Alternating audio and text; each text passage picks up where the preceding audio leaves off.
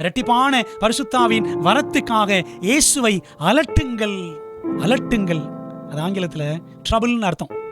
Trouble Jesus for the double portion of the Holy Spirit. ஒரு வசனம் பாருங்களேன், 2 ராஜாக்கள் 2ஆம் அதிகாரம் 9ஆம் வசனத்தில் பாருங்களேன்.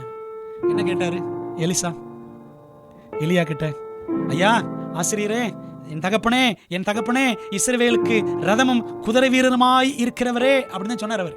எனக்கு என்ன வேணும்? உம்மிடத்தில் உள்ள ஆவியின் வரம், உம்மிடத்தில் உள்ள அந்த ஆவியின் அபிஷேகம் எனக்கு 2 மடங்கு வேண்டும் என்று கேட்டார். நீங்க பாருங்க, பைபிள்ல எலியா செய்த அற்புதங்கள் 14 அற்புதங்கள், எலிசா செய்த அற்புதங்கள் 28 அற்புதங்கள் லிஸ்ட் வச்சிருக்கிறேன், பைபிள் இருக்கு. அப்போ எலிசா பாருங்க, double the amount, double portion of miracles, அற்புதங்களை 2 மடங்கு செய்தார். காரணம் என்ன? எலிசாவிடம் தேவன் பொழிந்தருளின பரிசுத்த ஆவியின் வரம். பாருங்களேன், அந்த காலத்திலேயே இந்த எலிசா ஆயிரக்கணக்கான ஆண்டுகளுக்கு முன்பதாகவே 2 மடங்கு பரிசுத்த ஆவியின் வரம் கேட்டார் அப்படின்னா, இப்பெல்லாம் நமக்கு எவ்வளோங்க கேட்கணும்? நீங்களும் நானும் கேட்கறதே கிடையாது. இயேசு சொன்னார்ல, யோவான் 16ஆம் அதிகாரத்தில், என் நாமத்தினாலே நீங்கள் ஒன்றும் இது வரைக்கும் கேட்கவே இல்லைன்னு சொன்னார். அதான் உண்மை, கேட்கறதே கிடையாது. என்னென்னத்தையோ கேட்டுட்டு இருக்கிறோம். யோசித்து பாருங்க.